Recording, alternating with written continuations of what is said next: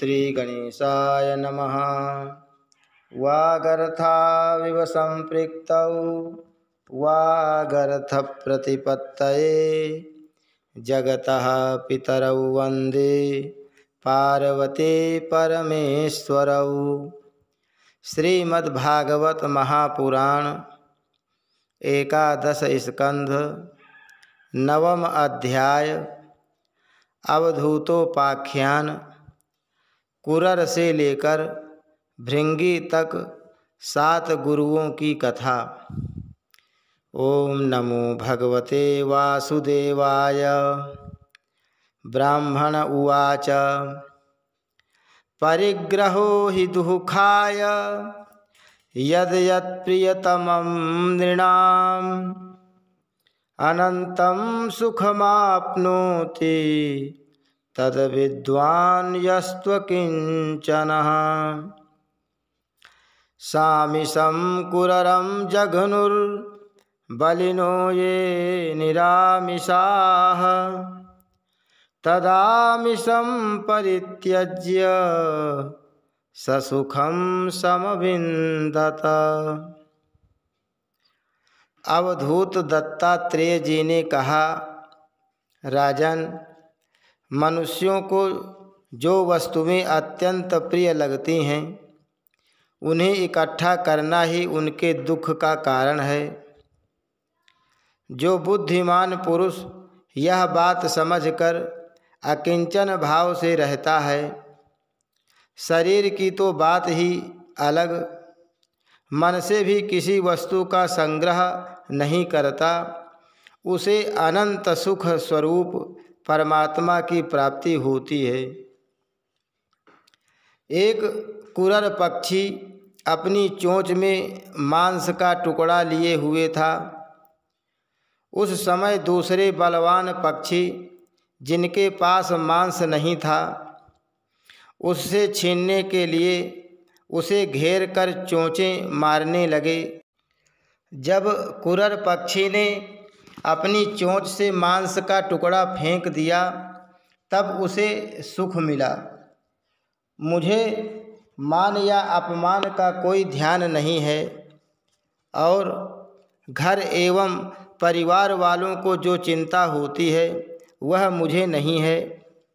मैं अपने आत्मा में ही रमता हूँ और अपने साथ ही क्रीड़ा करता हूँ। यह शिक्षा मैंने बालक से ली है, अतः उसी के समान मैं भी मौज से रहता हूँ।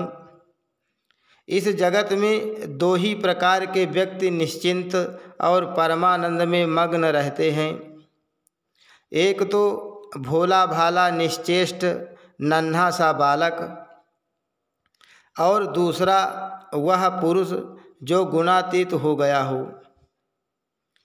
एक बार किसी कुमारी कन्या के घर उसे वरण करने के लिए कई लोग आए हुए थे।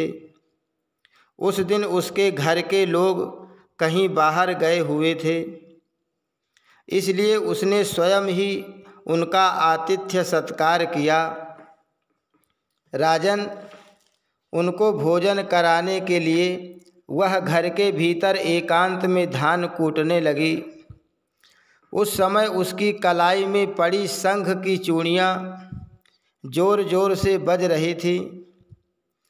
इस शब्द को निंदित समझकर कुमारी को बड़ी लज्जा मालूम हुई, क्योंकि उससे उसका स्वयं धान कूटना सूचित होता था, जो उसकी दरिद्रता का द्योतक था। और उसने एक एक करके सब चूड़ियाँ तोड़ डाली और दोनों हाथों में केवल 2-2 चूड़ियाँ रहने दीं। अब वह फिर धान कूटने लगी, परंतु वे 2-2 चूड़ियाँ भी बजने लगीं। तब उसने एक एक चूड़ी और तोड़ दी। जब दोनों कलाइयों में केवल एक एक चूड़ी रह गई, तब किसी प्रकार की आवाज़ नहीं हुई। रिपुदमन उस समय लोगों का आचार विचार निरखने परखने के लिए इधर उधर घूमता घामता मैं भी वहाँ पहुँच गया था।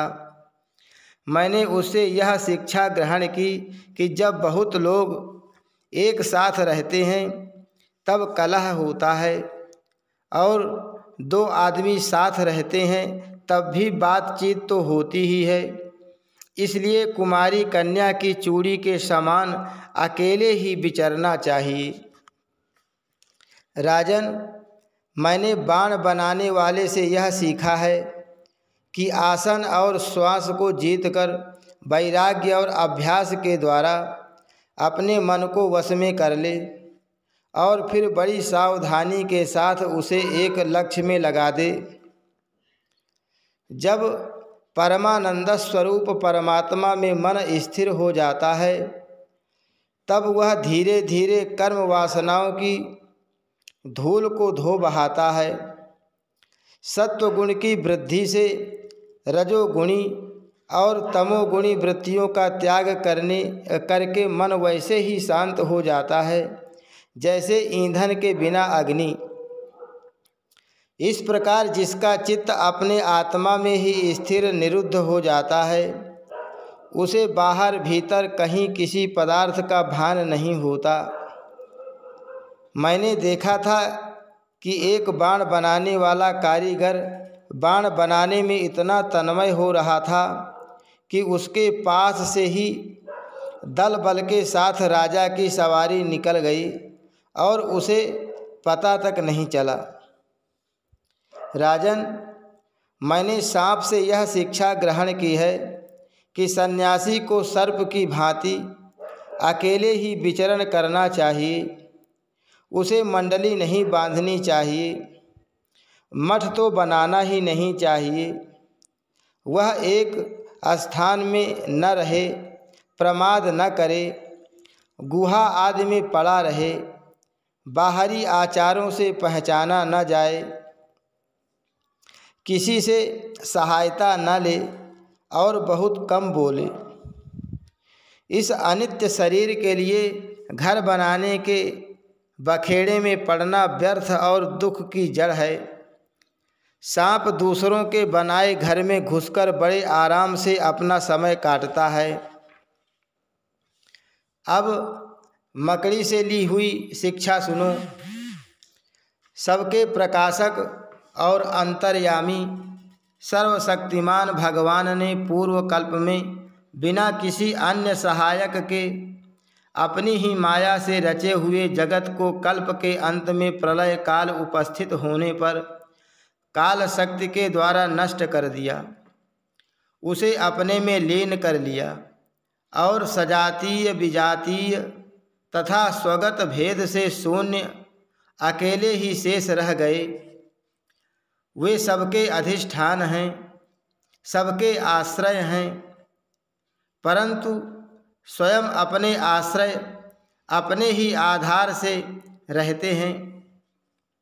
उनका कोई दूसरा आधार नहीं है।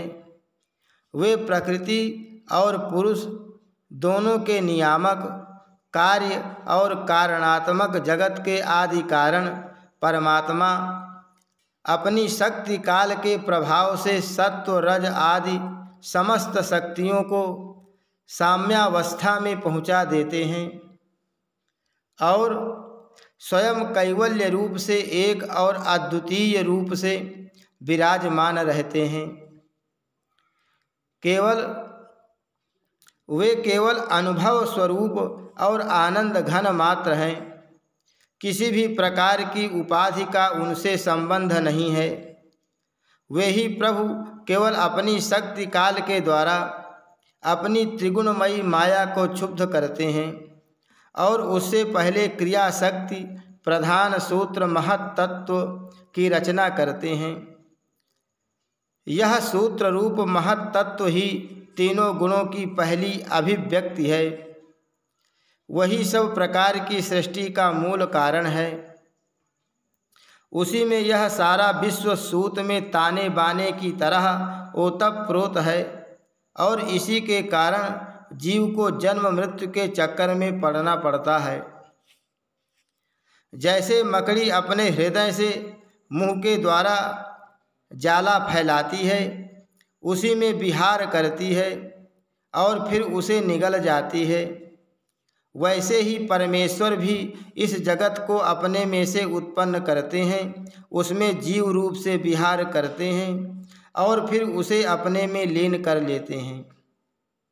राजन, मैंने भृंगी बिलनी कीड़े से यह शिक्षा ग्रहण की है कि यदि प्राणी स्नेह से, द्वेष से अथवा भय से भी जानबूझकर एकाग्र रूप से अपना मन किसी में लगा दे तो उसे उसी वस्तु का स्वरूप प्राप्त हो जाता है।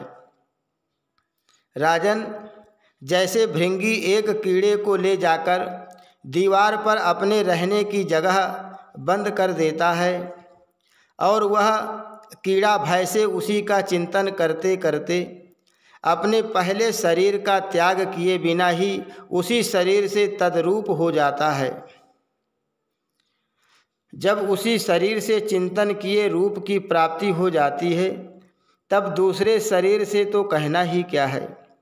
इसलिए मनुष्य को अन्य वस्तु का चिंतन न करके केवल परमात्मा का ही चिंतन करना चाहिए। राजन, इस प्रकार मैंने इतने गुरुओं से ये शिक्षाएं ग्रहण की। अब मैंने अपने शरीर से जो कुछ सीखा है वह तुम्हें बताता हूँ, सावधान होकर सुनो। यह शरीर भी मेरा गुरु ही है, क्योंकि यह मुझे विवेक और वैराग्य की शिक्षा देता है। मरना और जीना तो इसके साथ लगा ही रहता है। इस शरीर को पकड़ रखने का फल यह है कि दुख पर दुख भोगते जाओ। यद्यपि इस शरीर से तत्व विचार करने में सहायता मिलती है, तथापि मैं इसे अपना कभी नहीं समझता। सर्वदा यही निश्चय रखता हूँ कि एक दिन इसे सियार कुत्ते खा जाएंगे, इसीलिए मैं इससे असंग होकर विचरता हूँ।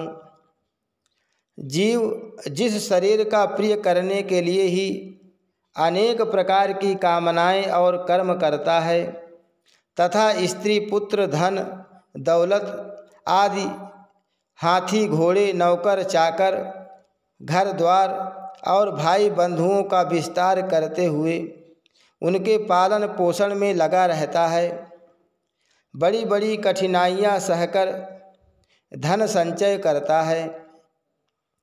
आयुष्य पूरी होने पर वही शरीर स्वयं तो नष्ट होता ही है, वृक्ष के समान दूसरे शरीर के लिए बीज बोकर उसके लिए भी दुख की व्यवस्था कर जाता है।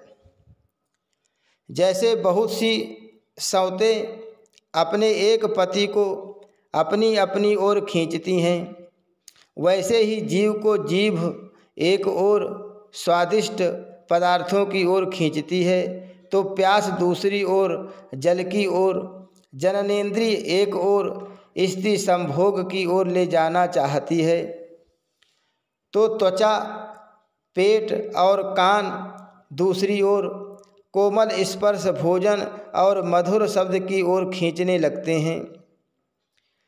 नाक कहीं सुंदर गंध सूंघने के लिए ले जाना चाहती है तो चंचल नेत्र कहीं दूसरी ओर सुंदर रूप देखने के लिए। इस प्रकार कर्मेंद्रियां और ज्ञानेंद्रियां दोनों ही इसे सताती रहती हैं। वैसे तो भगवान ने अपनी अचिंत्य शक्ति माया से वृक्ष, सरीसृप, रेंगने वाले जंतु, पशु, पक्षी, डांस और मछली आदि अनेक प्रकार की योनियां रचीं, परंतु उनसे उन्हें संतोष नहीं हुआ। तब उन्होंने मनुष्य शरीर की सृष्टि की। यह ऐसी बुद्धि से युक्त है जो ब्रह्म का साक्षात्कार कर सकती है। इसकी रचना करके वे बहुत आनंदित हुए। यद्यपि यह मनुष्य शरीर है तो अनित्य ही, मृत्यु सदा इसके पीछे लगी रहती है, परंतु इससे परम पुरुषार्थ की प्राप्ति हो सकती है। इसलिए अनेक जन्मों के बाद यह अत्यंत दुर्लभ मनुष्य शरीर पाकर बुद्धिमान पुरुष को चाहिए कि शीघ्र से शीघ्र मृत्यु के पहले ही मोक्ष प्राप्ति का प्रयत्न कर ले। इस जीवन का मुख्य उद्देश्य मोक्ष ही है। विषय भोग तो सभी योनियों में प्राप्त हो सकते हैं, इसलिए उनके संग्रह में यह अमूल्य जीवन नहीं खोना चाहिए। राजन, यही सब सोच विचार कर मुझे जगत से वैराग्य हो गया। मेरे हृदय में ज्ञान विज्ञान की ज्योति जगमगाती रहती है। न तो कहीं मेरी आसक्ति है और न कहीं अहंकार ही। अब मैं स्वच्छंद रूप से इस पृथ्वी में विचरण करता हूँ। राजन, अकेले गुरु से ही यथेष्ट और सुदृढ़ बोध नहीं होता, उसके लिए अपनी बुद्धि से भी बहुत कुछ सोचने समझने की आवश्यकता है। देखो, ऋषियों ने एक ही अद्वितीय ब्रह्म का अनेक प्रकार से गान किया है। यदि तुम स्वयं विचार कर निर्णय न करोगे तो ब्रह्म के वास्तविक स्वरूप को कैसे जान सकोगे। भगवान श्री कृष्ण ने कहा, प्यारे उद्धव, गंभीर बुद्धि अवधूत दत्तात्रेय ने राजा यदु को इस प्रकार उपदेश किया। यदु ने उनकी पूजा और वंदना की। दत्तात्रेय जी उनसे अनुमति लेकर बड़ी प्रसन्नता से इच्छानुसार पधार गए। हमारे पूर्वजों के भी पूर्वज राजा यदु अवधूत दत्तात्रेय की यह बात सुनकर समस्त आसक्तियों से छुटकारा पा गए और समदर्शी हो गए। इसी प्रकार तुम्हें भी समस्त आसक्तियों का परित्याग करके समदर्शी हो जाना चाहिए। हरि शरणम। श्री कृष्णार्पणमस्तु।